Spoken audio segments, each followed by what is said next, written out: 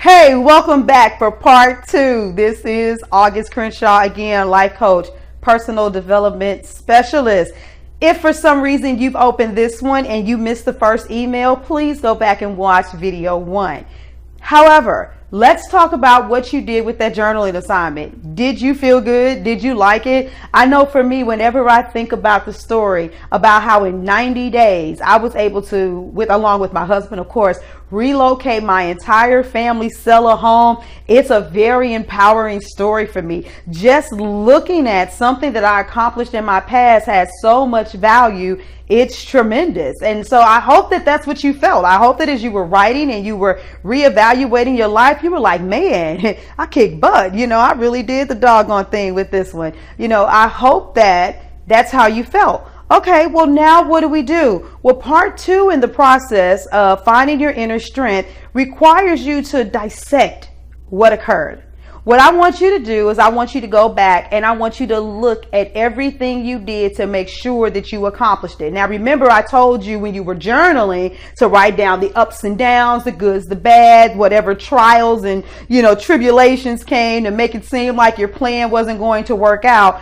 I did that because I wanted you to remember every single bullet point, as many of them as you could. Like how I brought up the dilemma with the bathtub. There was a whole bunch of other things that happened too. It was crazy, of course, with selling a home, closing dates change, when you have the utilities shut off, issues with the rental, all kind of things can happen. So what happened while you were between the decision to set the goal and the actual accomplishment of the goal? I want you to go back and look through your journal writing, and I want you to begin to put down a bullet point list of everything that you did. Now, why are we doing all of this writing? Because there's just something lovely. There's something romantic about the pen and the pad, and it reinforces it in your mind as well when you can go back and you can look and see what you did. So what I want you to do, you don't have to do complete sentences. It could be bullet point list, but put it out there. I know with me, like I said, we did a moving sale. That means I had to call county officials.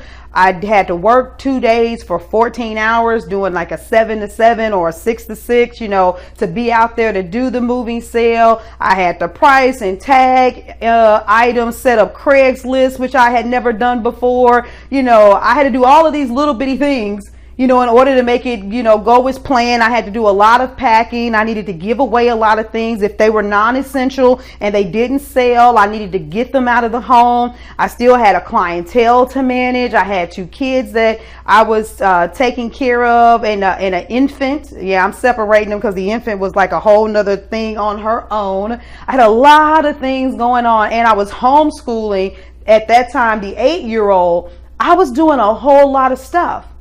Write those things out. What are all of these things that you did? Make sure you don't take any step that you've taken for granted. Get your bullet point list ready. After you have your bullet point list ready, once again, you can sit back and you can look and you can gloat on all of those steps that you took. We'll come back. We'll look at the next part and I'll tell you exactly what you do with this. And this is when we actually see exactly what your strengths are. I'm enjoying this time with you. I hope you're enjoying it too. So go ahead, get together, go make the list. And before you know it, I'll be back and we'll do phase 3 of this process. Bye.